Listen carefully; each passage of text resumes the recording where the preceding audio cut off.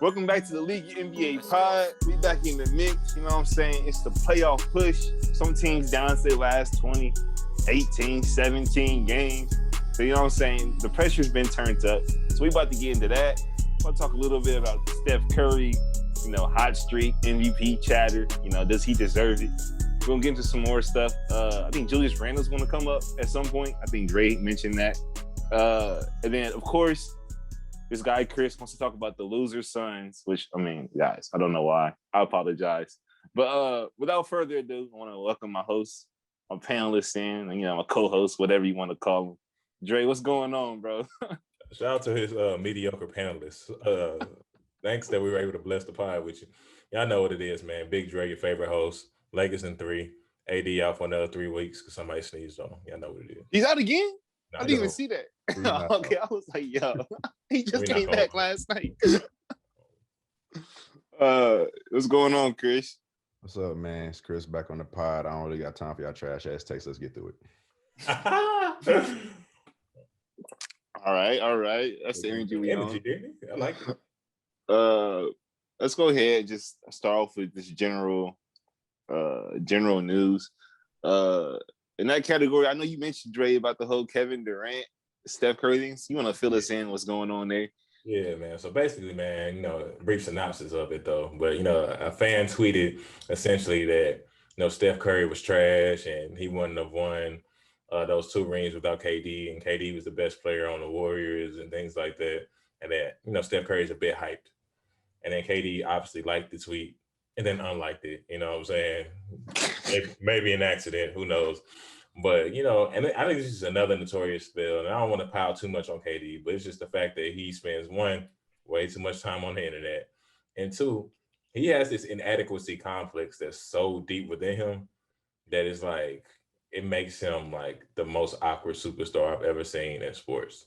Like, he has all the physical tools necessary to be a GOAT, but he's one of the most mentally fragile people that I've met. And it's like, Steph ain't doing nothing to you, bro. He ain't saying nothing to you. Like, Steph just out here balling. He going on his streak, doing his thing. I think like KD is envious of that, and then just like trolling some Steph comments and wanting to like it. It's like, he's just the definition of a hater in Atlanta to me, bro. And I was like, I can't respect KD.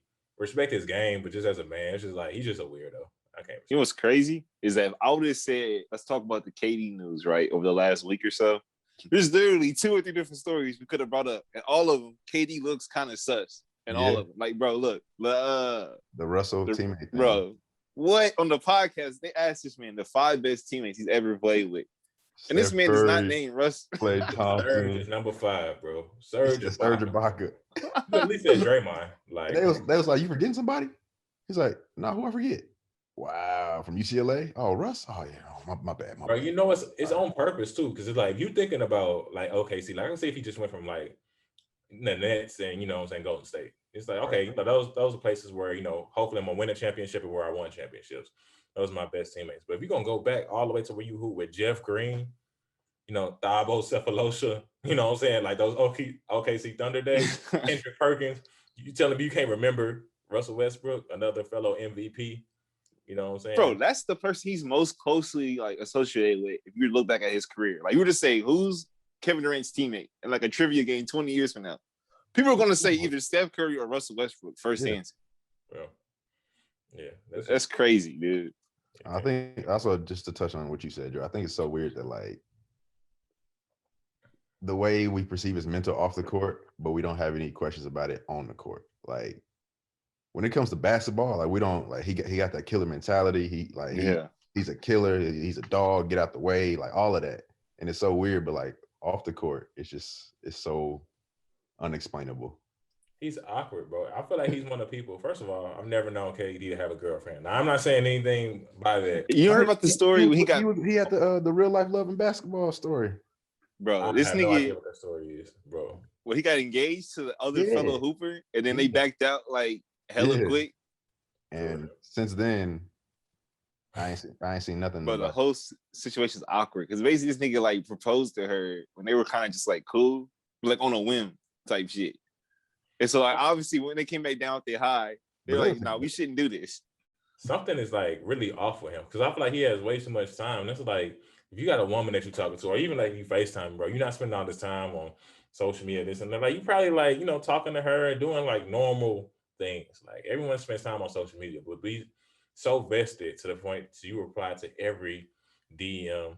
You got her scrolling through random eggs, like takes on basketball and arguing with Shannon Sharp about basketball and things like I know y'all saw him and Shannon going back. Bro, what? So it's just like he just has too much time on his hands to do stuff. And it's like, bro, like again, it's your life and do what you want. But you see, like he even talked to one of our co-hosts, had an extensive conversation with our co-host about basketball and being weak and proving his worth and all that. Like it's something that's really off with a person who feels like they have to defend themselves to every person who has criticism.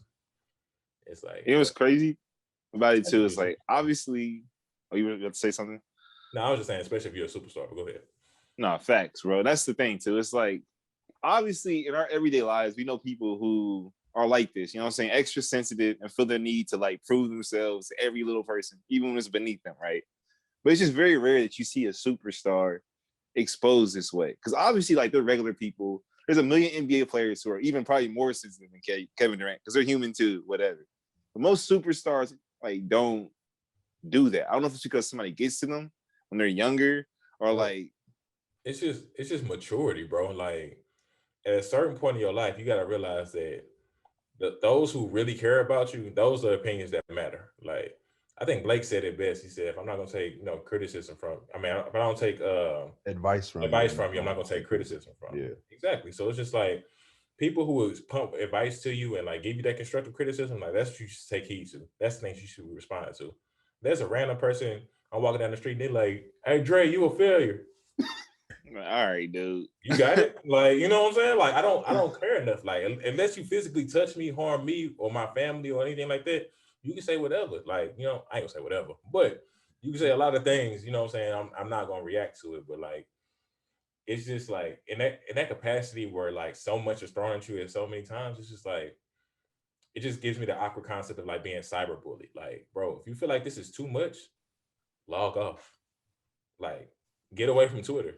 Stop following people. Like, do whatever. But he'll argue that it's like he just has fun with it. Like it's not some like, he's not being personal.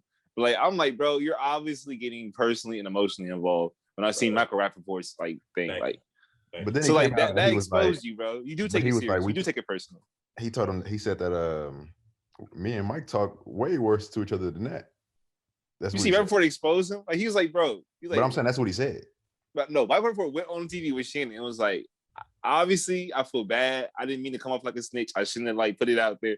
Whatever. He admitted that he was wrong for exposing shit. But basically, what he was saying was, bro, me and Kevin Durant are not friends. So I don't know why he said that. Like me and him, I can straight the history, bro. Like we don't go back and forth like that. We're not boys. Like, bro, they banter sometimes. I guess like he talks a lot of trash. But like basically, KD just like lost it one night, bro. Like, he just snapped, bro. That's what happened, bro. That's not his homie, whatever, bro. Like. That adds to the point that he's just super sensitive, dude. And Michael Rappaport is one of these guys that he's not a little guy. He has his own platform. So like when Michael Rappaport talks bad about you, bro, it's like kind of news, like real small news, but like it sticks. You can't just turn off your phone. Like it's still gonna be there when you turn your phone on. Like, so I think he just kind of snapped one day. Michael Rappaport's also a comedian that's like known for talking shit. He's a troll, bro. Comedian. He's just really a professional troll. Like he's a comedian, but he trolls a lot of people on social media and things like that. So it was like I found it, ironic that he got so sensitive and posted the DMs when he literally goes after people and talks stuff, and that's how you make your living. You know what I'm saying? It's like he shouldn't have did that, bro. And because he has kind of like credibility within the Black community because he's been around us for so long. Sure. So like when he did that, bro, it's like now niggas is not trying to fuck with you at all. Like, yeah. So I don't know why you did that. He's a clown, but KD's a clown. Michael Rappaport's a clown. Like, you know what I'm saying? It's just weird, not respect the energy. And I feel like he feels some type of way, like, address it with the man. Like, KD probably just chilling with Aisha and kids, and all of a sudden you see news blast that, he getting slandered by an ex-teammate. He's like, bro, okay. Like, and Steph probably gonna be like, okay, that's his opinion, and move on with his life. And KD's gonna be the same weirdo talking about people in the DMs and liking secret messages from ex. So Hey, be great, young lad. Be great. It's the KD experience. At the end of the day, the man is a hooper. So no disrespect to you, bro. Whatever, Hall of Fame or all that. Not top. I said what I said, but hey, it is. Is there any more news y'all wanted to say or talk about? Otherwise, I'm gonna get into some more of the meat of the situation. No. Okay. Hey, look. All right. I talked about it at the top. You know what I'm saying? I teased it, but for real, it's definitely the playoff push. I'm looking at the playoff picture right now. And it's tight at the top, especially at the top of the East. Top of the West, I don't know how I feel about it. But just in general, like, what teams do you guys think or what teams are you watching in, like, this, like, period leading up to the playoffs? For me in the East, I'm definitely watching the Sixers and the Bucks and then the Wizards for sure, for me personally. Just because y'all know how I feel about Russ. And I feel like, we can all agree that if we would benefit from watching Russ and Bradley Beal in the playoffs in some capacity, I feel like we would want that over Terry Rozier. No offense to him or Gordon Hayward, So I believe right now they're in the 10th spot. So I'll just go ahead and break that down. They won 6 in a row, largely because of Russell Westbrook's improved play. Like, facts. Like, bro, like when it got to a point, he was shooting like 30%. Like, it was bad, and now he's back to 43, which is slightly under average. But okay, may I ask a quick question that's super relevant? Why the fuck do you care about the Wizards, bro? Now I understand you talking about Brody and all that. They have 0% chance of doing anything in the playoffs, like a 0%. But it's more so just like to his point, just seeing like Westbrook in the playoffs. You want to see talent in the playoffs. Why? If you're looking at the seeds 8, 9, and 10, it's the Hornets, the Pacers, and the Wizards. Bradley Beal and Russell Westbrook are the 2 best players out of all 3 of those teams. I want to see. So I mean, the Hornets would have been fun if like Melo was playing, just because like for one, the Hornets play like a fun brand of basketball. Like it's pretty up tempo, a lot of dunks, and they shoot a lot bang of on threes. people, Yeah, they're more fun to watch than the Wizards every day of the week. If I'm being honest with you. But here's the thing, bro. I got plenty of time to watch them. They're young. I'll watch them later. I want to see Brody and Beal in the playoffs. So right now, the play-in tournament is 9-10. 9 is Indiana. 10 seed is Washington. Yep. Indiana is 27-31. Washington, the 10 seed, is 25-33. Disgusting. And the 7-8 seed play-in. So basically, if you guys don't know, like the 9th and 10 seed play each other, and then the 7th and 8th seed play each other. The winner of the 7-8 seed matchup gets the 7 seed, and the winner of the I definitely just said that wrong. Basically, those 2 things definitely get into the playoffs. There's 2 playing games against the playoffs from like the seeds 9 through 7 through 10. Oh my God, I can't talk. Wow. Okay, so wouldn't this make more sense? And I'm not sure if this is how the play-in tournament works, but wouldn't it make more sense if like the 7th seed plays the 10th seed? And then, that's why it's really throwing me off, because I never see like 2 numbers right by each other play. Like it's definitely like you're saying, like the higher seed plays like the lowest seed. Yeah, so the 7th seed would play the 10th seed. I don't know how this like actually goes, but I would think that would make more sense. That the 7th seed would play the 10th seed, and then 8 and 9 would play, and then whoever wins between the 7th and the 10th seed would get the 7th seed. Whoever wins between 9 and 10 would get that. Actually, this is how I think it should work. No, that's why they did it. Yeah. No. This is how I think it should work. All right, so follow me, and I could be on a tangent, but this makes the most sense. So NBA, if you're listening, know your boy Dre did this, and tap me in. Get full $250,000, and I'm gonna shut up for life. So listen, 7th and 10th seed play, right? Mm-hmm. So let's say the 7th seed wins, they remain the 7th seed, but the 10th seed wins, they would just get the 8th seed. You know what I'm saying? Like at best they get the 8th seed because they have the worst record. Right. And then the 8 and 9 seed play, and then whoever wins obviously gets that 7th or 8th, depending on who has the best record. So basically, the 2 teams who win, whoever has the best record of those 2 teams who won from the play-in, that's how they should see them. I like that. And obviously, to their point, and your consolation prize is the Sixers or the Nets. No, facts. You're gonna lose regardless. Like if you're in a play-in team, series, you're gonna lose, so it doesn't matter. But I feel it's the money. You know what I'm saying? Yeah, it's the money. You get an extra bonus.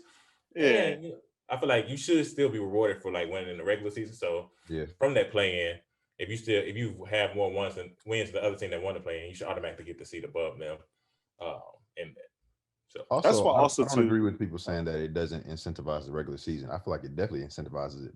Be better. Don't be one of those lower seeds. Like, play better. We only see the teams that are in those positions complaining about it, which is ironic. But no, here's the thing that's stupid, bro. Look, by having teams 9 and 10 have a chance to get into the playoffs, it basically means there's gonna be less tanking in the middle of the season. Because like teams are closer to being into it, right? Yeah. And in the season, like where it's COVID, right? Playoffs are important because it's like fans are gonna be back by the time those games start, right? So that's a chance to make up some revenue that you lost throughout the year. So that's why I see teams like the Wizards and the Hornets, they're not going to tank at any point this year. They're 100% trying to get playoff games, bro. Like, no doubt about it. And the Wizards need it for the sake of Bradley Beal. Like, they need to have some type of synergy or fire within the playoffs. So one, make them seem like they're a viable team as a free agent destination. And two, like, to have Bradley Beal be like, okay, I'm cool. Like, even though I signed the extension, like, I actually want to be here. I'm not going to force my way out. Like, most other all-stars. No, facts. Right now, I'm against this team you're looking at too, Dre. But since we're right here, I do want to talk about quickly the fact that the Heat are in the 7th seed and the Pacers are in the 9th seed. Two teams that were middle of the East last year. It looked really bad, more so in the beginning of the year. Like the Heat have come around a little bit, but what's going on? Are you looking forward to like a Pacers Wizards matchup because it's like teams in there that like would normally be higher up, so it's kind of like actually a good matchup, or do you not care at all still? Bro, that sounds the most boring series in the game, bro. The only thing that makes that series like fun is Brody, like, and maybe Bradley Beal. Like, but Brody makes it more fun because like he's gonna show some emotion, maybe get into it with people, tussle up, like have that fire that you want. But like, other than that, the Pacers are a complete snorefest. Like, they're like the great value brand of the Spurs. Like, just boring basketball to watch, or even the Grizzlies. The old Grizzlies. The new Grizzlies are fun to watch, but like that's so disrespectful. They play blue collar basketball, like real fundamental. Yeah, it's just so. I mean, I get that, but it's not like they don't got like. That's a good thing. They got guys that can make exciting plays. Not a lot, but like Brogdon's the best player, bro. I bought my ticket for Brogdon. Can't wait to see him like go 50, 40, and 90. Like, I really want to bring dude up from the Nets, but I can't even remember his name. So Caris LeVert. I can't even remember his name. Can't wait to see him go in and out and then do a Euro layup. Like, that's bro. It's not. The Pacers aren't fun, bro. I don't care about the Pacers at all, to be honest with you, bro. But I'm saying, like, bro, look, it could have been the Wizards versus like the Knicks. Now, granted, the Knicks are a more fun team to watch this year, but like the level of basketball, I feel like it's be more intense because the Pacers are legitimately like a Knicks for a bad example, but like they're better than the Hawks, right? Because like with the Hawks and Wizards, it could have just been a blowout. The Russ was just turned on, whereas now it's an actual like battle. Like I really don't know who's gonna win that little play-in. Listen, let's about the Pacers because no one cares. Let's just put the Bulls in there. Put the Bulls in there. That's way more. I mean, but the Bulls are going to keep losing games, bro. Zach LaVine's in protocol, and they've lost. Yeah, I know. I'm just saying. But Zach got, when he's back, like the Wizards and the Bulls will be interesting. That'd be nice. That would be heat, honestly. Like that would be some basketball to watch. The Pacers, anybody, I'm not watching. Almost like the Jazz. Like I don't care about what the Jazz are doing unless they're playing like a really good team, and they're really good this year. But like the Jazz and Nuggets are playing, I don't care. Or like the Jazz and even after last year, Jazz and like San Antonio, that's terrible. Like who wants to watch a bad matchup? Who wants to watch that series? Nobody wants to watch that. So all right, but like the Hornets and the Heat though, all right, that has to be a pretty interesting. The Heat are gonna whoop their ass. Yeah, it's probably gonna be pretty ugly. Yeah, that's gonna be bad. They get film on them and they focus in on them. It's gonna be bad. They're gonna tear that young ass up. Yeah. Up on the other side. So on the other side, the 7th seed is the Mavericks, 32-26. 8th seed is the Grizzlies, 9 and 28. In a minute. Yeah. You said what? Maybe the Lakers in a minute. They keep losing. Go ahead. Hey, dropping low. 9th seed is the Spurs, 29-29, and then the Warriors. And the 10th seed, 29-30. So out of that Spurs-Warriors matchup and then the Mavericks-Grizzlies matchup, are you looking forward to any one of those more so than the East?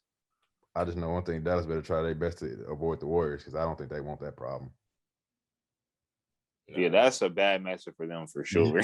Yeah, because it's gonna be all offense, bro, both sides. Yes. And you don't want to get in a shootout with Steph Curry. Like, No, you don't. That's facts. That's facts. Who do they have to even throw at Steph? Oh, they got niggas like Josh Richardson's definitely a great matchup for Steph. But at the end of the day, bro, Steph has way too much to prove in that matchup. He's gonna go nuclear. Yeah, he's gonna get put out the first round, but he's not gonna get put out the play-in. I don't see that. So the Grizzlies gonna get put out second year in a row in the play-in. Yeah. Jaren's just not getting back, like, bro. Like, he is like 1 month to get to the point where he's gonna like compete and help Josh. You got the Spurs beating the Grizzlies? I don't know about that one. It's Grizzlies versus the Mavericks right now. Oh, okay. Oh, yeah, you're right. Yeah, and the Warriors versus the Grizzlies. Okay, yeah. And Luka's about to run through them. What's the how it is right now that the 10 would have to beat the AC twice, and if the 8 wins once, that's all it takes. I'm pretty sure it's the same. Yeah. 10 versus 9 seed. Explain to me how the play-in works, because I just got completely confused. So like the higher seed, so like the Grizzlies being the 8 seed, they would only have to, if they play the Warriors, they would only have to beat the Warriors once. They're not playing the Warriors, so stop saying that. That's what I'm saying. So that's what I'm saying. The 8 and the 10. No, it's the 8 and the 7. Is it? I'm looking at it right now. I'm looking at the NBA graphic right now. On NBA.com, they have it all broken out, right? That's really weird. That's so stupid though. That's really weird that the two teams in the playoffs have to fight each other. That's weird. Here's why they did that, bro. Because look, you're basically playing for the 7th and 8th seed, right? So why? So the 7th seed is played between the 7th and 8th seed for the 7th spot. Hear me out. That doesn't make sense because so if you're playing 7 and 8, like if you're the 7th and 8th seed, like you have. So it's like the 7th seed should play the 10th seed, and then who wins from there should be able to get the 7th or 8th seed, depending on who has a better record. And then the 8 and 9 seed should be playing for the 8th seed. Okay, you're right. So basically, how it goes, right? The 7th seed for being the 7th seed and playing the week. 9 versus 10 is Warriors versus Spurs, right? The winner of that game goes on to play in a matchup against the loser of the 7th, 8th seed. That's how it works. That makes more sense. Okay. That makes more sense. I apologize to everyone on the pod, but you got to hear live how we work through this. But all right, so does the winner of that game just win one? Is it just one? Yeah, is it the best of what? Like, please break down the play-in because I am so confused. Yeah, what's next after that? Right. So and give me actual teams like in the West. Like, give me the hypothetical, like currently right now, what that looks like. Like, so basically, now that I look at it, I'm pretty sure it's just. I can look for sure. But I'm pretty sure it's just one-off games, right? I don't think it's like an actual tournament. Play-in tournament. I think the lower seed has to beat the higher seed twice. Yeah, that's are they doing that? The higher seed only has to beat the lower seed once. I like that, the idea of that a lot. So, all right. So basically, at the conclusion of the regular season, but before the first round of the playoffs, the team with the 7th highest winning percentage in each conference will host the team with the 8th highest winning percentage in a play-in game. Just a game. The winner of the 7th, 8th game in each conference will earn this number 7 seed. The team with the 9th highest winning percentage in each conference will host the team with the 10th highest winning percentage in the 9-10 game. The loser of the 7-8 game will host the winner of the 9-10 game in a play-in game. And the winner of that game in each conference will earn the number 8 seed. So they're all one-offs. That's actually hard, bro. I love that. I'm sorry, NBA. That's kind of like a tough little, like, you know what I mean, like path to get into the playoffs, but they're one-offs. No, I like the path, but I still think that it should be a twice. Second game that the worst team the 9 or 10 has to beat the 8 twice. That's what I think should happen. I think that's still rewarding the team that got into the playoffs. You shouldn't be able to take it from them unless you outright beat them twice. Because then at that point you can probably kind of say that they're the better team. Yeah, because you can have one-off game where like Joe who got off the bench erupts for 37 points, and you like Steph could drop two 50 balls and that'd be it. In their defense, if you're in the 7th or 8th seed, you have to lose twice to be out of the playoffs, right? So if you lose your matchup, you just play the winner of the next matchup. So in theory, you'd have to lose 2 matchups in a row to be kicked out of the playoffs. But it's 2 different teams, so that's also not that fair. Because then, and that's to your point, though. If it was there like a 3 playoff game series, one, it would take too long. But the suspense and the actual entertainment of that would be amazing. Like to have I think two little neutral series. It's needed. Yeah. It's needed because like you should have to like if you're the lower seed, you got to beat them twice. Like if I'm the higher seed, beat me twice, and if I beat you once, and that's cool. I think that's how it was last year. It was. Yeah, with Portland and Memphis. Yeah, but that was only one team getting in, bro. It was like who's ever in that 9th spot had a chance to get in to the 8th spot. Right now it's 9 and 10. Gotcha. Yeah, gotcha. Makes sense. So like if you're a 7th or 8th seed, I'll say if you're a 7th or 8th seed, bro, you just have to win one game to get into the playoffs. If you're not in the 7th or 8th seed, you have to win 2 games to get into the playoffs. It makes sense, but I agree with you. Different teams, though. The fact that they have to deal with different matchups in both those games doesn't give them that much of a benefit like you're trying to say.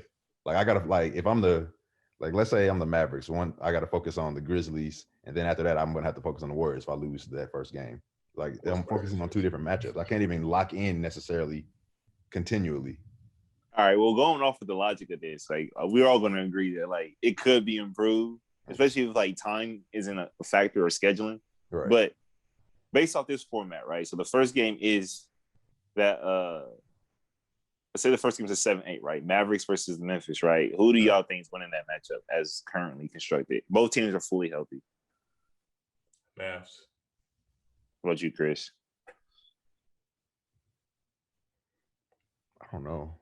I think Luka goes crazy. I don't know who's going Luka on the Grizzlies. I might take the Grizzlies, to be honest. It's going to have to be Dylan Brooks on Luka, in my opinion. Barbecue. Dylan Brooks is awkward as hell looking, but the nigga does lock up. Defender. He's a very good defender. Also, bro, the Mavericks just find ways to lose games. I'm sorry. But here's the thing, bro. Porzingis does, but Luka doesn't. They have more people to guard the Grizzlies' best players than the other way around. Like I like Josh Richardson guarding John Morant a lot, actually. Also, here's what I'll say. Also, I like Memphis how they play more. So like if Ja doesn't have a good game, they've still won a lot of games. Like where they shoot the shit out the ball. They shoot a lot. I'm just saying they get a lot of contributions from everywhere. Like you're not not winning a ball game if Luka isn't having either 25 to 30 points or like double-digit assists. But hear me out. He's going to do both. So it doesn't matter. Like, I hear you. And they're not winning if Luka has like 19 and 8, but Luka's not going to have 19 and 8. Luka going to have 30 and 12, and they're going to roll. So, yeah. I honestly think that what's name is the Grizzlies' second best player. That's like something that's not talked about a lot. Jonas Valanciunas. Yeah, he's been hooping. He's been going crazy. What? He was like 16 and 11 or some shit like that. You can play him off the court, though. Just put him in pick and rolls with a smaller lineup. But I don't think the Mavericks can play him off the court. I don't think so. No, they can't. But I'm just saying later on in the playoffs, like, he's not going to be on the court often. Like, I would say, though, like, what team is playing him off the court? I don't know if the West has those teams, though. Because the West has guys that need to play in the big positions. Yeah, I'm looking at it right now. I got Nurkic. I mean, I got AD Drummond in them. I got Jokic. I mean, Serge, I get maybe the Clippers, but I mean, they still got Serge and Zubac, and then Aiden, and then Gobert. But the difference is, I think with the Clippers or teams like that, they don't have to play a center. Whereas like the Nuggets, Blazers, and Lakers have to play a center. Yeah, that's why I said the Clippers. But other than the Clippers, I don't know. I feel like he'd be fine with every other team. I mean, they're gonna lose, but you know, they definitely gonna lose. I'm trying to see the. I just think if a big gets your second player and like an arcade big who not right stroking that motherfucker, you know what I'm saying? Then you can get played up the court. You know what I'm saying? Like if you get them pick and roll monsters or you get them in foul trouble, it's a wrap. Like your big honestly can't really be your best or second best player. Like he could be the second best player. He really can't be the best player though. Honestly, we share with Giannis right now. Yeah, and Jokic. Like Jokic without Jamal Murray, they're not going nowhere at all. Yeah, at all. I mean, but that's not because Jokic is the best player. He was always the best player, and they're still fine.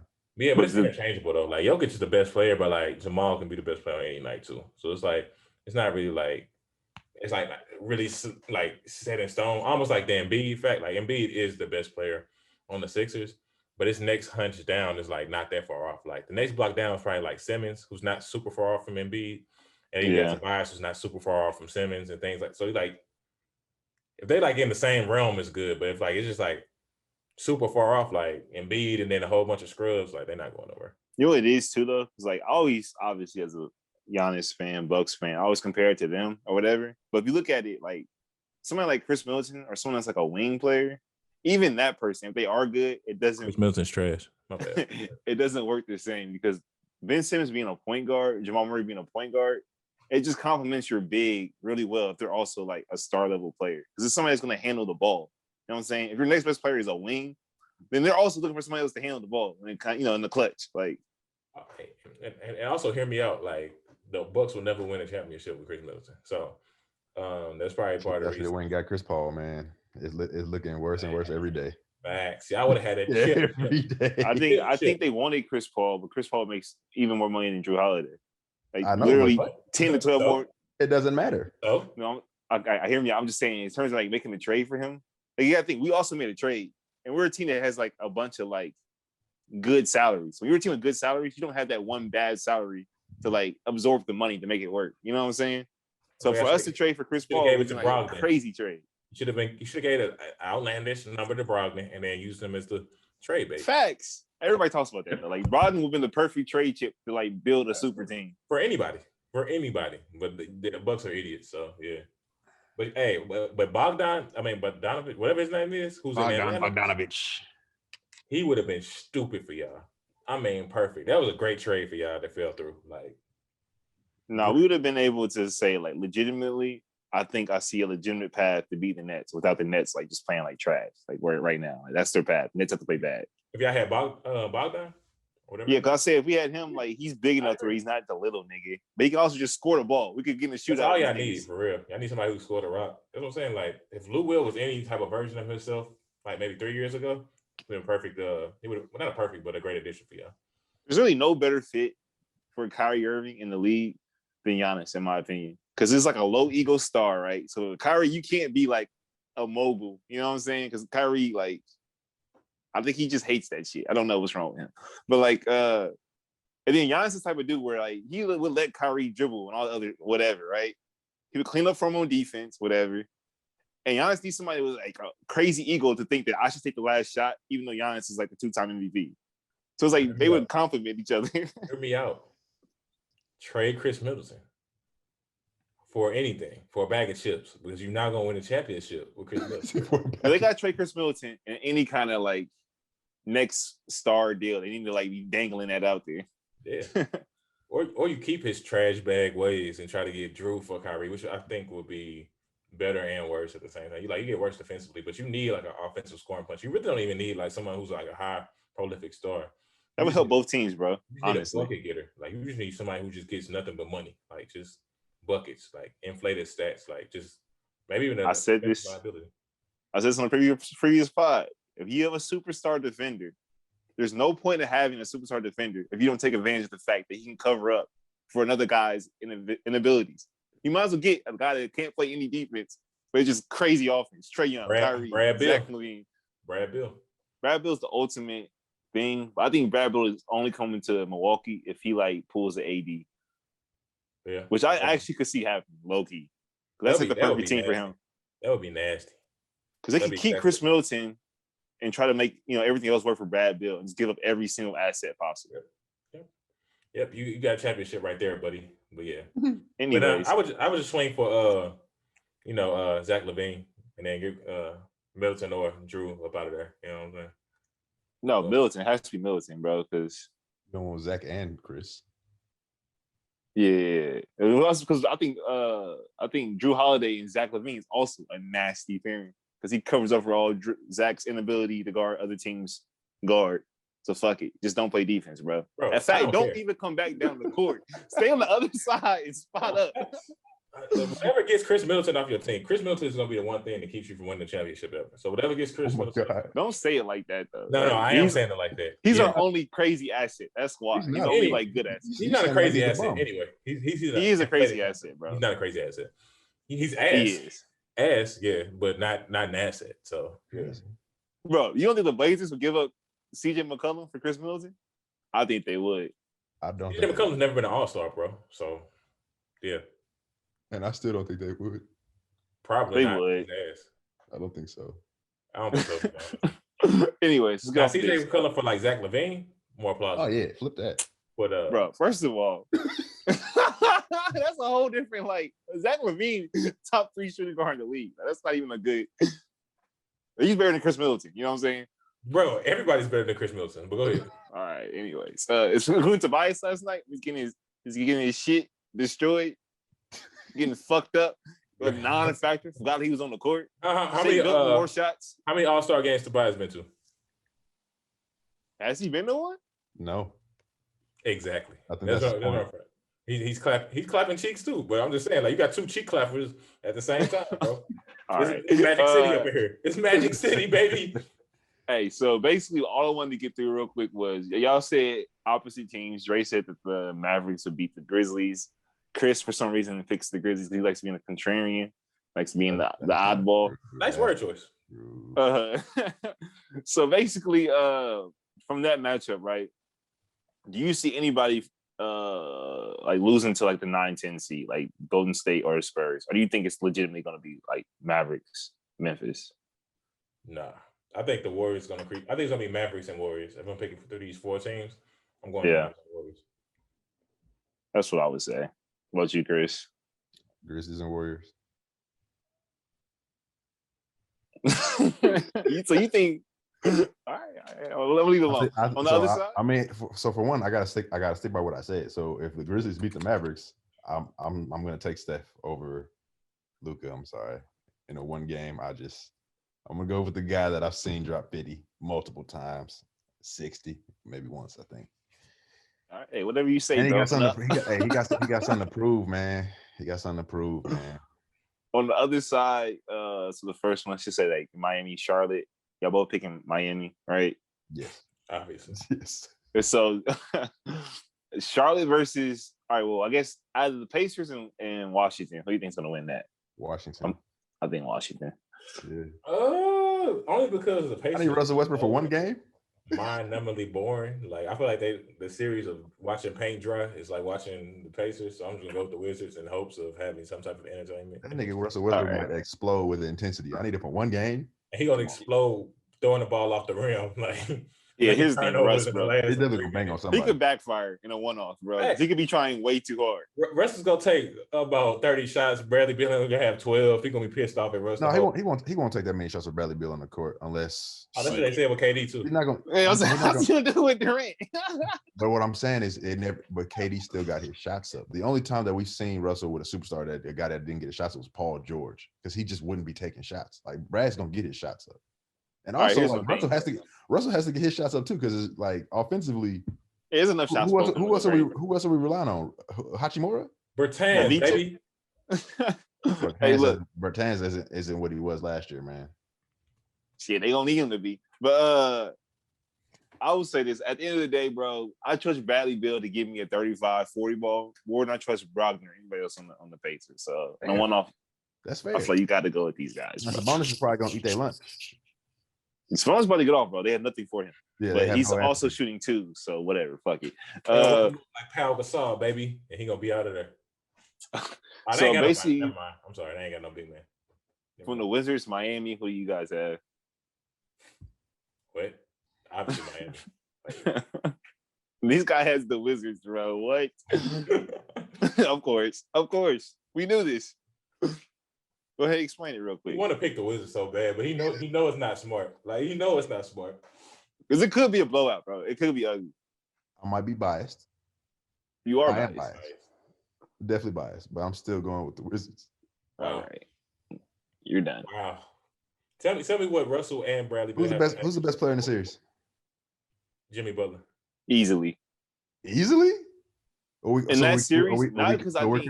So what I'm saying is, you guys are counting on him to do what he did last year in the playoffs. He won't need to. I mean, he's playing against the Lakers. I mean, he's playing against like good ass teams like the Bucks and all of them. Like, the Wizards ain't that. So all he needs to conjure up is one of those, or not even that, like one of those, a fraction of that, and he'll be fine. Here's the thing, bro. Bradley Beal right now obviously is like having a way better year. He's probably a better player overall right now. But in a playoff matchup, I just think Jimmy Butler, I've already seen it way too many times. And it's just like, bro. I've seen it. You're right. But I've seen the opposite from Brad. He's a choker, serial choker. Don't you think of it as he was playing with John Wall. But bro, I've seen him choke too many times. Don't you think of it as scoring though? Like, Jimmy Butler's gonna facilitate. Yeah. He gonna rebound. Yeah. He's gonna score. So it's like you got a holistic version. Like Bradley. I got the Wizards. If they go against the Heat, I got Washington. So you listen to nothing Dre just said, obviously. Man, Jimmy Butler. I don't care what you said. Gordon Dragic.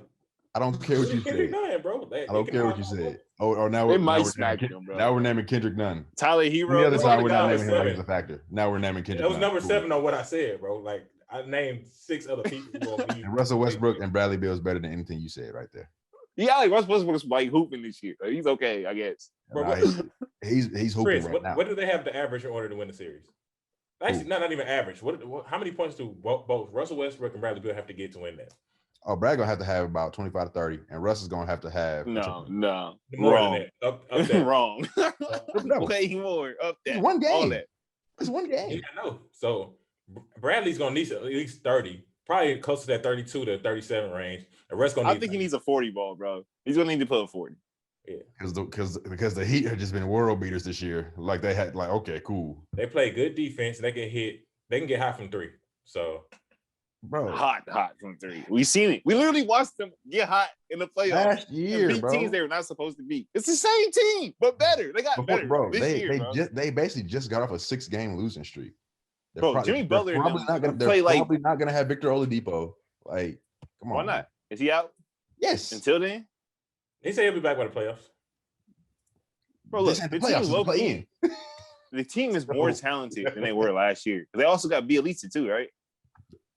They just got him, but yeah, I wouldn't name him as like a world.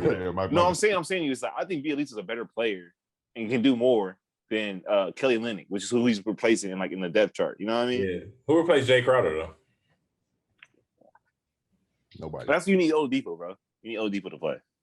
Actually, Jay Crowder territory. Then yes. The way he looked, we wanted him to play because he looked like a hot bag of trash chips. Oladipo? Hey, listen, if you really feeling very strong about the Wizards, I'd be happy to put a friendly wager on you. I already got 2 wagers with y'all, so let's get the Suns. All right, see the wagers, bro. All right, let's go back over to the West real quick. I want to get. It was the Suns make the finals, right? The conference finals. The conference finals if they don't run into the. No, ain't no ifs. You said the Suns are gonna make the conference finals. That was the look it back up. Bro, you said no. You got the receipts. You said the Suns. We got the receipts. There are receipts. There are receipts. I need them because he just said conference finals. I don't want to hear all these asterisks and all that other bullshit, bro. Of course, everybody can put his little stuff in. Well, if LeBron don't get hurt, then nobody tricks his thing. And then Frank Vogel coaches twice on Tuesday. Then maybe no, bro. You said hey, look, conference finals. Stand on it. Hey, look. If Devin Booker were to tear his ACL tomorrow, knock on wood, I will be calling you because I still need my money. We put no stipulations. No. This like Vegas. Now this like Vegas. If somebody get hurt, it cancel the bet. It does. It absolutely does. So, like for instance, for real. Like if you get like the over 30, if you bet the over 30 on Kevin Durant when he played whoever he played and he got hurt, it canceled. It did. Bro, he's talking like a hustler right now, bro.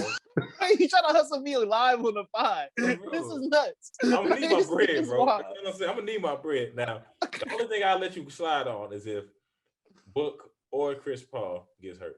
I happily. Not Chris Paul, bro. You get the fact that they didn't with the bet. He gets hurt every year. That was a part of my bet. He wasn't hurt last year. Okay, 1 year. Every year he's hurt. That was a part of my bet. I'm banking on Chris Paul being hurt. That's terrible. He wasn't hurt the year before. If he plays when they played the Warriors and KD got hurt, he wasn't hurt then. I'm saying hurt this is relative. If he plays at least one game in the series, he's on. Like ain't no hurt or nothing. If he plays at least one game in the series.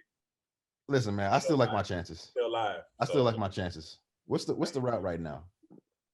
They're two. What's that route? So basically, you're gonna have to probably play in the first round. Whoever probably gonna play like Dallas or somebody in the first round because Dallas will beat Memphis. Okay, and then that's hard for your first matchup. I don't care. The second matchup will be smacking against the Mavericks. No, they're not. First second matchup will be against the Lakers or the Nuggets. Lakers. Woo! What? He's struggling. We put a 50 piece on there. What shot? What was it? That's cool. 100. Was it 100?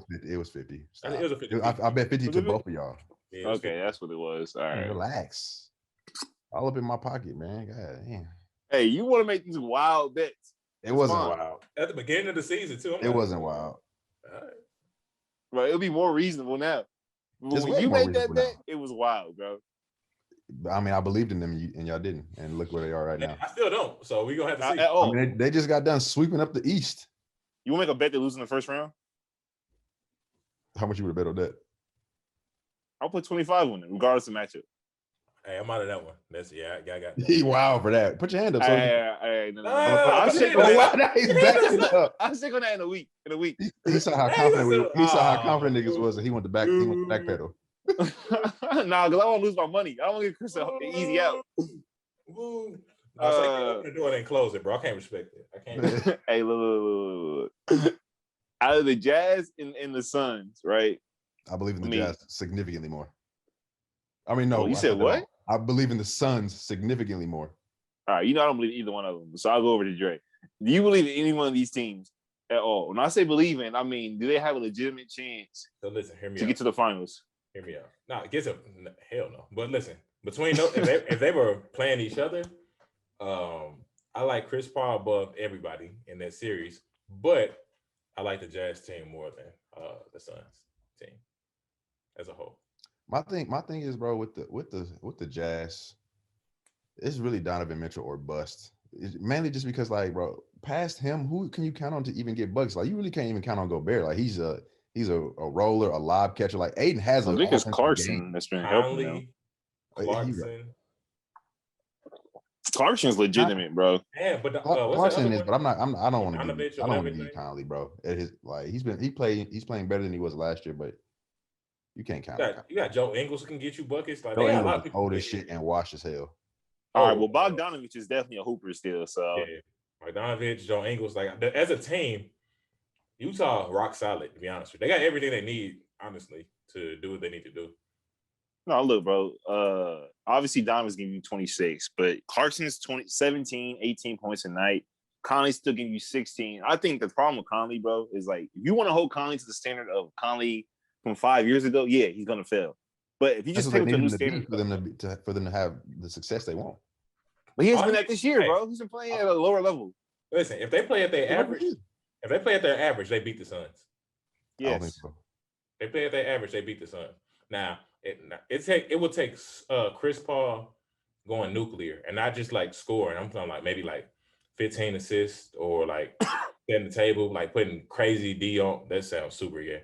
Putting like lockdown defense on fucking Donovan Mitchell or whatever it is. Like Chris Paul can average 18 if Chris Paul averages like 18 and 9 to 10, that's plenty good enough because he's gonna get those points and those assists and those perfect positions. If you remember, like back when he was with the Rockets, he would have like 22 points a game. It was in key moments where they needed a basket. Like he don't gotta go nuclear for 30 or nothing like that. No, I said excluding. So if you listen to what I actually said, I said excluding scoring. I said him going nuclear as far as facilitation and playing great defense. That's what I'm saying. See, that's what's wrong with you young kids. I think nuclear is always scoring. Oh, you got playing great basketball.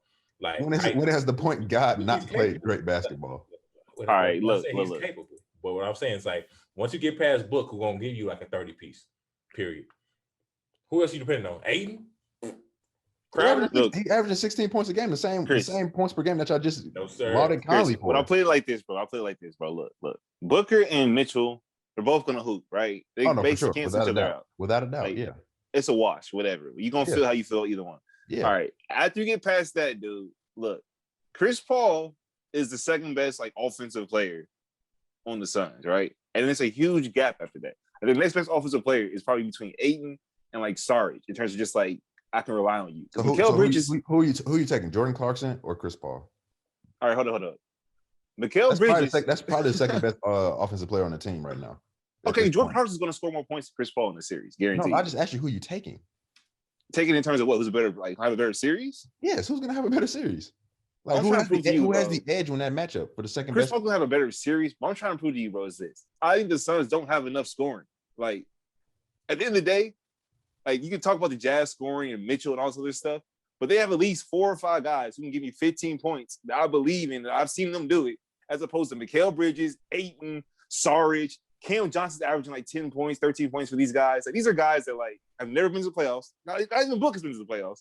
And they're young. And they're not offensive players. Bridges is not an offensive player. He's not in the NBA because he's some great offensive scorer. 3-and-D guy. Exactly.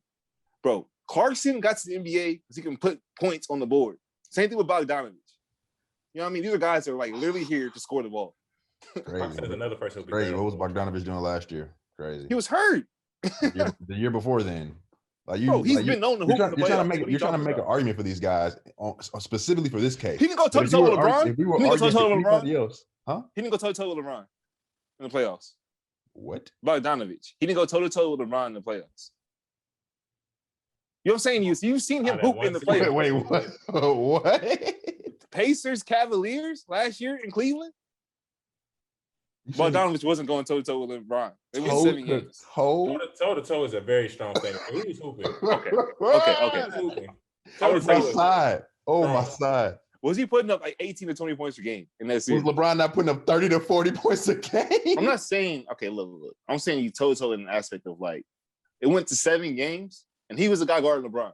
Yeah, he did his thing. But toe-to-toe is a poor. I get what you're trying to say. He played a very great series. But all right, but how did Mikal Bridges have that year in the playoffs? I don't even. Was he even in the league that year? Was that his rookie year? That's my point, bro. None of these niggas have ever been in the playoffs. That's great and dandy, but guess what? I'm gonna trust Chris Paul and Jay Crowder to get them boys right. I feel you on Chris Paul. He said Jay Crowder. Jay Crowder's not a respected vet in the game that still who still gets playing time. Like they gonna listen to help him score the ball, Chris. Yeah, like it ain't like he like a dud to something like Jared Dudley. It's so upsetting to me because they're not gonna play each other. But like I can't believe I really think this. They're not gonna get to each other. The Jazz, we've just seen them in the playoffs too many times. We just think they're about to roll over to this brand new ass team that we've never seen in the playoffs, bro. Like, all right, bro, cool. I'm not saying they're gonna roll. I'm not saying they're gonna roll over, but I have faith in them that's gonna win the game, bro. Okay, hey, so look, Gobert gets to play. Okay, what'd you say, Shaq? Well, I'm gonna let Drake go real quick, but before that, bro, Gobert gets to play in this series. That's another big thing too. Is like most of the time when they lose, it's because teams make Gobert ineffective. The Suns are going to play Ayton and whoever else is big as hell. So Gobert gets to have a matchup and be on the court. That's a problem for the Suns. I guess. No, I'm saying it's like, first of all, if the Lakers and the Suns match up, that's a wash, and you know that. I don't even want you to argue that. That's a wash. But the Nuggets, if Jamal Murray won't be there, so it don't matter. Not gonna be there. But that's your best path, honestly. Like, yeah, and it's a plausible path too. So you might luck out on that.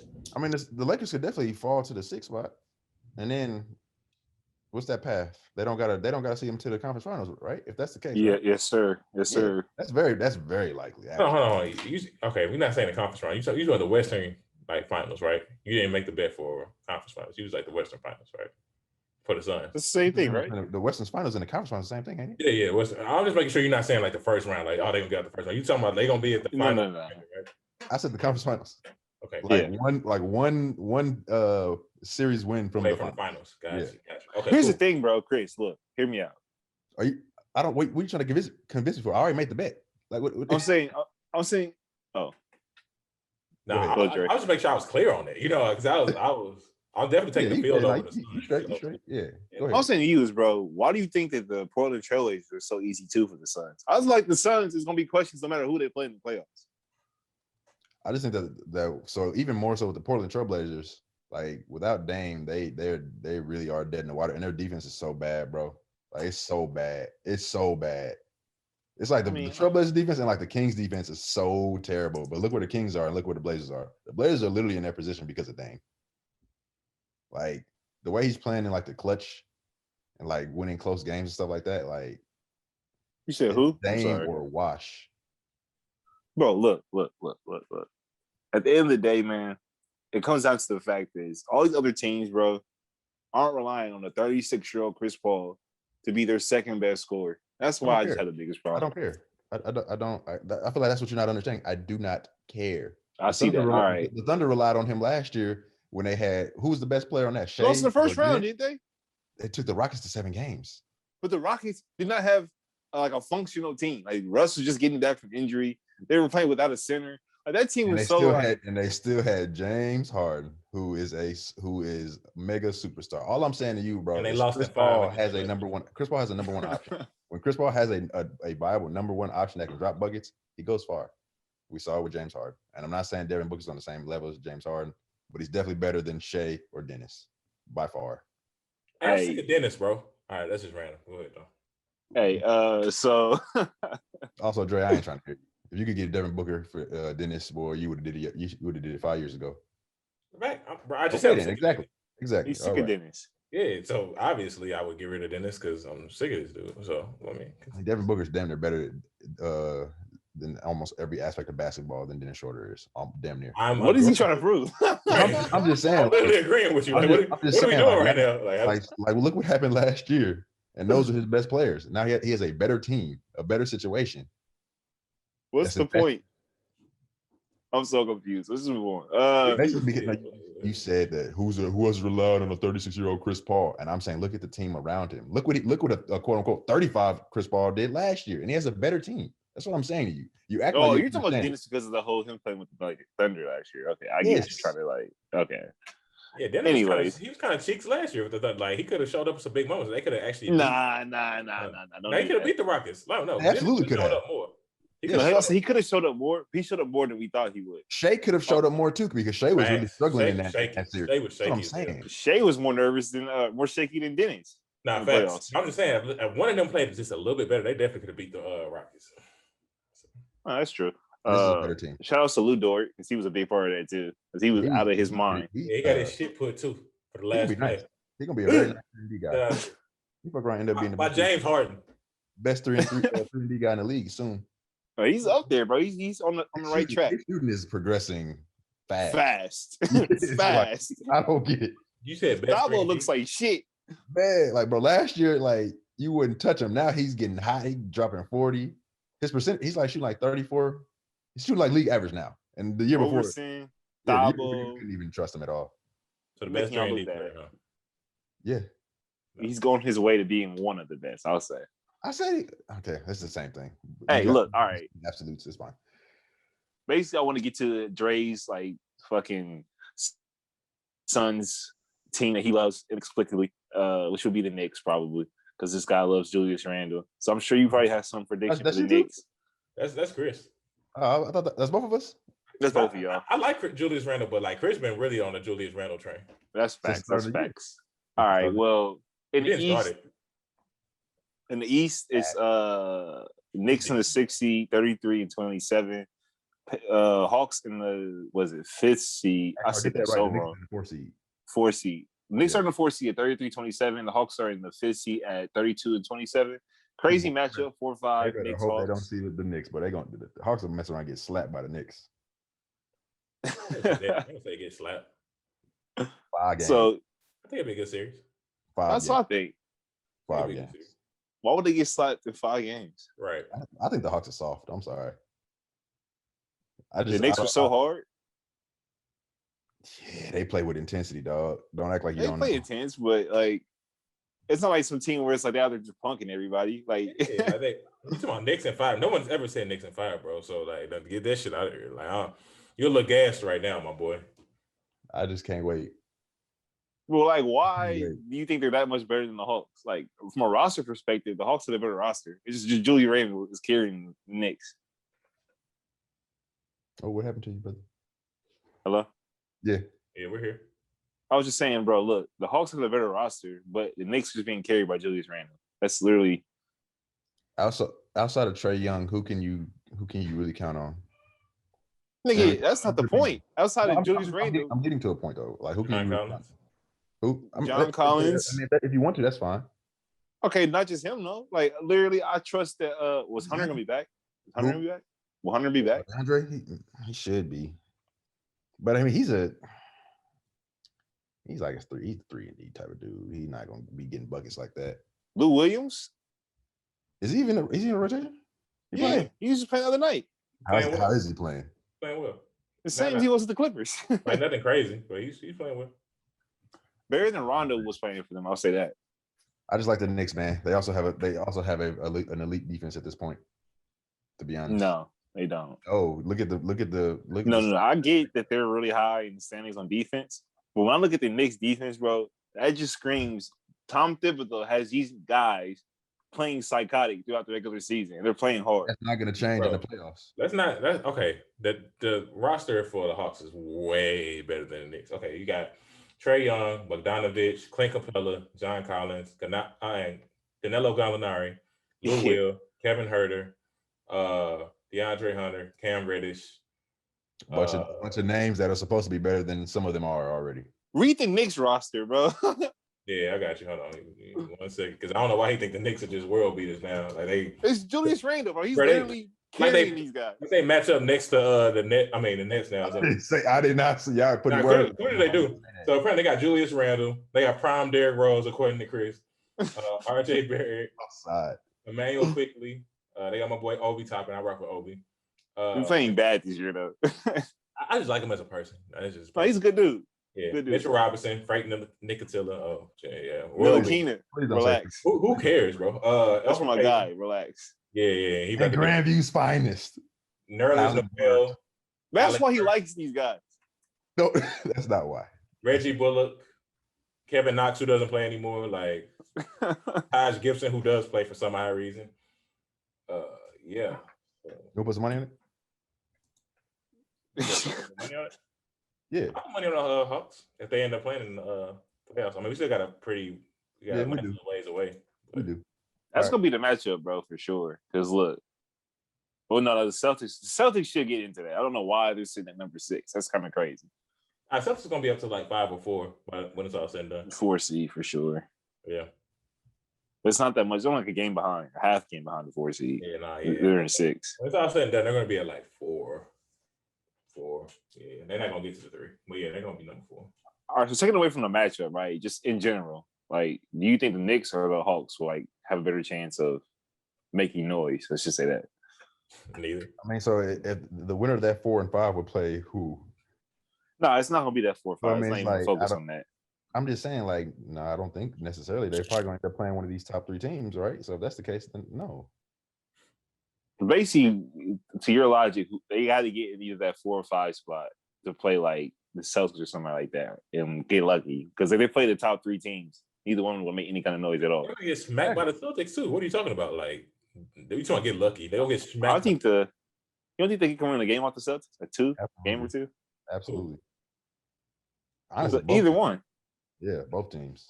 They can win 1 game. Probably 2, but the Celtics have been super underwhelming. They got 1. They got 1 game. I think the Hawks get more than 1 off of them. All right.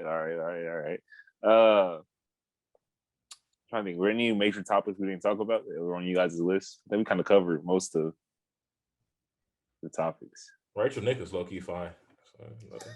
Now Rachel Nichols is definitely thick. I know that much. All right. This is revealing, but there's definitely never mind, I'm not going to do it. I'm already feel kind of sketchy from our Kevin Durant talk. If I should like censor some of that in case this comes back to bite me 10 years from now. But I think we're just being honest. We don't have a dislike for the man in general. I just think he has weird behavior that, if you talking about sports, we have to analyze it. He talking about sports. He's talking about Steph Curry. He's like, facts. Hey, sports. I do want to shout out to that man LeBron, bro. No, you don't have to apologize because the Fox News media was on your head about a tweet about the cop. Yeah, in case you guys don't know, and this is super political, so if you don't care about this, the pod's basically over. You can go ahead and end it. We're not about to get anything else serious, but I do want to mention this for the guys that do care. The whole thing with the bro, you guys will forgive me. I do not know her name, but she's like, how old was she? The girl that got shot? Micaiah. 15 or 16. Huh? 15 or 16. So then obviously she gets killed in a situation where like she's holding the knife and like it appears on the video that she's about to stab that girl, even though she's the part of the party that called the cops. But I don't know. The whole situation is crazy. More information will come out about it. But the cop killed her, right? You see on the video, like she's holding a knife. That's like their biggest defense. The whole thing is crazy. She shouldn't have been dead. But I mean, I'm about to get into the weeds about that. But LeBron James tweeted out about, the guy, the cop. They put like what do you say? Your time's coming. Your time's next. Accountability. Hashtag accountability. Mm-hmm. So from that tweet, Fox News and the right-wing media, so Newsmax, all those guys, freaked out.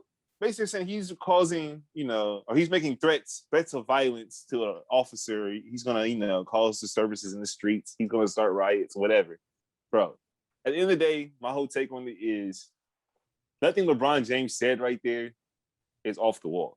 All he said was accountability, right? And so if you want to argue that this is a non-black and white case, this is more gray area than most of the, black victims of police brutality cases, that's one thing, whatever. But you cannot sit here and make an argument that LeBron is going to like cause a riot or he's calling for violence. He's literally saying we want accountability. Literally, that's it. So for him to take it down, in my opinion, was kind of a weak move because what he said is needed.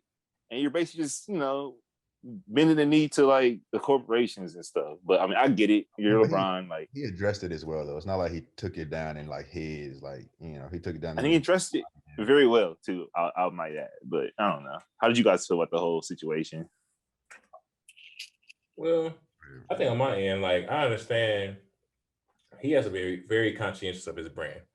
He's a multi-billion-dollar athlete as far as revenue that he generates via Nike, via his movie coming out, via the 1,001 endorsements that he has. So he can't shake the tree too much because his whole legacy depends on it.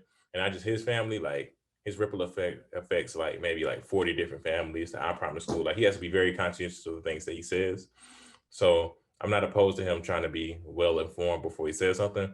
But as a black man, it's going to elicit some type of response in you anyway. He has a daughter. And without knowing like the full extent of what's going on, he just acted like any normal person would who's tired of seeing like this extreme brutality. So I'm not mad at him for posting it. I'm not mad at him for taking it down. Like I think that was the natural ebb and flow of what's going on. You have the shock value, you have the response, then you have the education, then you have the readdress. So I think it was a normal sequence of events, and I feel like people like us and people like Fox and Skip and Shannon, everyone needs to just relax. It's a tweet. He didn't say go kill Whitey. He didn't say go up there and go to his house. He didn't tweet his address. He didn't incite for a riot like our former president did. That didn't get as much press as this is, which is astonishing. Same. He just said something as a basketball player, as an athlete. We have to be comfortable with people stating their opinion in non-violent ways when they speak into accountability. And if you don't have the full facts, it's perfectly fine to take a step back until you get it. So I think it was a natural ebb and flow of what happened and transpired. And nothing more, nothing less. I think to your point too, like when he explained it, he basically admitted like the emotions of seeing like the actual video of her getting killed like that, right? In a time like this, like he tweeted that out of emotion. Like there's no doubt about it, right? Yeah. And so to your point, obviously, someone with that big of a brand, and you said that it affects families from the I Promise School, his family, stuff like that. In my opinion, it's even bigger than that because LeBron is a voice for Black America at this point. You know what I'm saying? So whatever he says affects all of us, honestly, and in some kind of roundabout way. Like, because he's a mover and shaker. Yeah, for sure. But I think we have to put things in this proper perspective, and especially in the Black community, like we so often, this is getting very political, but we look for voices in people who aren't necessarily versed in that specific discipline. Yeah. So if we're looking for like basketball critique or expertise, then LeBron would be the golden standard. And whatever he says about whatever subject that is, you hold it as law because that is his expertise. He's very knowledgeable. And he can't really backtrack on that because he's probably going to have adequate and sufficient information to speak on that. Our problem is that we go to celebrities and people who have notoriety for very political issues in order to be a voice for us, which is ill-informed. Like we have people who are on the ground, who are on the grassroots version, who are very intimate with that population or specific situations, and those should be the people that we defer to more than the celebrities that get a lot more clout, rather than the people who are really on the ground level doing the work and who speak to it in higher regard. So I think that's a problem within our community is that we put too much stock into people who have notoriety more than knowledge. But nevertheless, like he was warranted in saying the things. He's a very intelligent, powerful man. And like I said, he reacted off emotion. I don't think there's nothing wrong with that. And he wants to be more informed, which is nothing wrong with that as well. So just let that man be great because everything he's doing is calculated anyway. Like I said, he's a multi-billion-dollar entity. He just had a flash, a moment of being tired, which Black Americans have been that for the last some odd 100 years. So not mad at him for voicing some opinion on tired of seeing our young kings and queens being shot on camera. So it's traumatic. No doubt. I definitely want to get your take real quick, Chris, but I do want to mention, just because like obviously, if you know me, like I watch a lot of politics and stuff. and I want a political pod low key, but I don't have one. But this is my time to shine. I do want to talk about real quick. I just mentioned like the whole thing about the black leaders always being like celebrities and stuff like that. It's definitely a problem to Dre's point, but I don't know if it's so much like a black community problem. Because I feel like that's natural human. I feel like that's a lot of people. Yes, I do. I think in the black community, we do a lot of like being hard on ourselves about our problems. You know what I mean? But these are problems that every community has in a similar way. Like the whole like black dollar, right? I feel it's about like the Jewish dollar stretches further or whatever the trope is or whatever, in their communities. There was a Harvard study that showed that like there's never been a real study of that. Like literally there was a Harvard article. I was watching it the other day. Somebody talk about it. Like a lot of these things are just like hearsay. They're like fucking things we've said for 40, 50 years, but there's no fucking evidence behind it. It's just ways for us to fucking shit on ourselves. Sorry for my language, but like that stuff does kind of annoy me sometimes. I want to jump on this too, but I'll let Chris go. I got a low key issue with what you said. Go ahead. I can go ahead, man. You know you expressed basically what I was gonna say. Okay.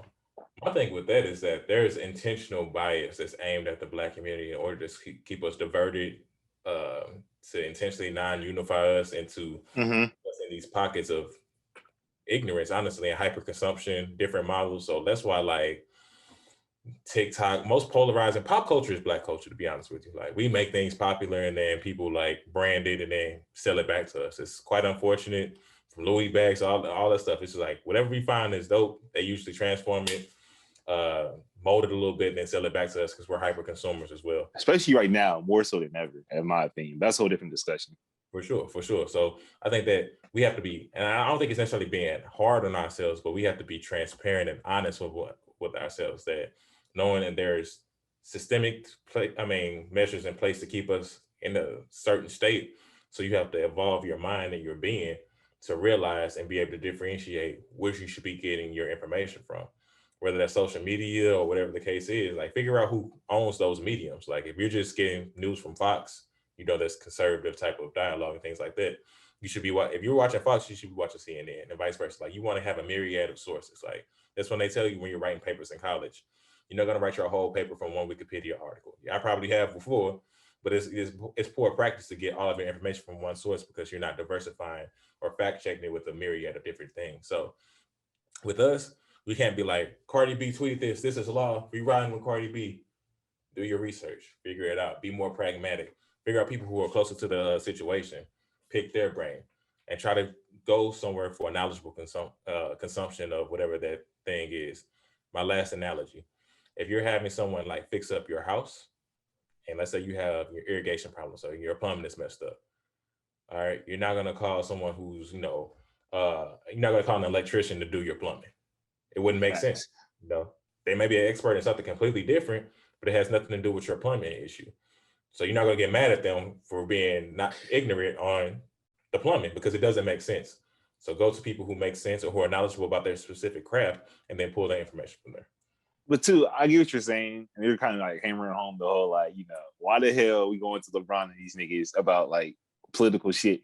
But obviously you're not saying no shut up and dribble shit. You're just saying like for expert opinion, we should go to experts in that field. Obviously everybody's opinion matters, but I would argue that there are very rare, to be fair, but there are rare cases where someone is so big as a brand or whatever they are, to where they blend over past just like whatever category they like started in. LeBron James is no different than a huge businessman because he's so big in terms of like his financial weight. You know what I'm saying? So when I look at LeBron's opinion, I don't even look at it as an athlete's opinion. I look at it as a successful businessman's opinion. And so you definitely need the expert's opinion too. He belongs in that category. And that's all I'm saying too. It's not not omitting his opinion. It's not saying he's ill-informed. It's not saying he's not knowledgeable. It's like get a myriad. So don't be so flash pan with it. You know what I'm saying? Don't just pull LeBron's voice and say that's the law and he's saying this and that. Get a lot of different resources. Get a lot of different touch points. Get a feel of what you're going to talk about, and then go from there.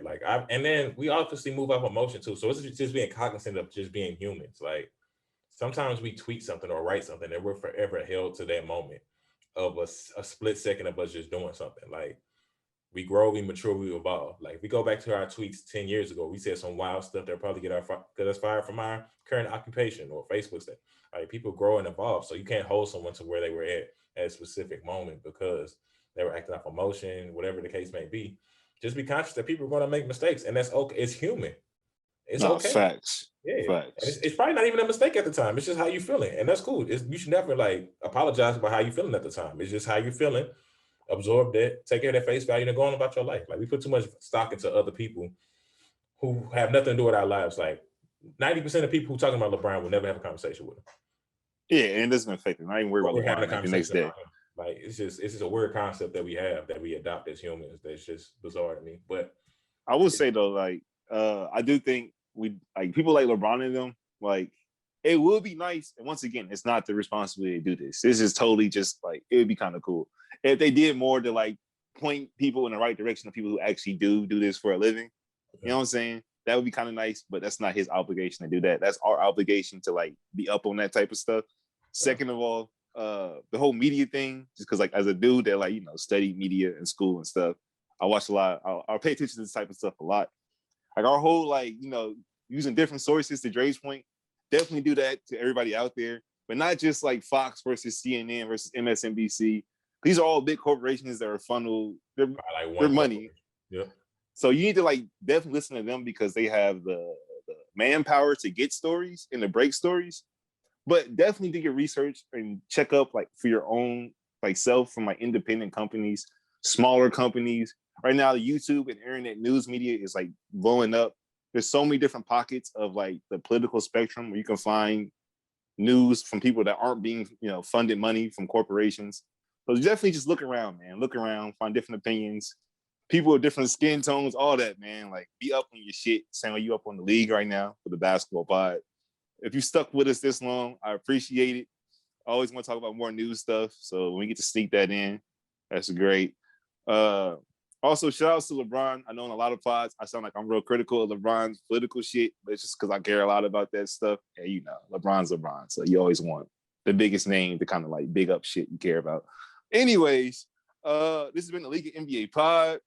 The Suns are still ass. So I don't know why we spent so much time on that. I'm apologize to you guys. Chris, what's going on, man? The Suns to the conference finals. Oh my God. So you want to stop my my flow for that? That's fine. We'll see who's on the pod next week. I don't know.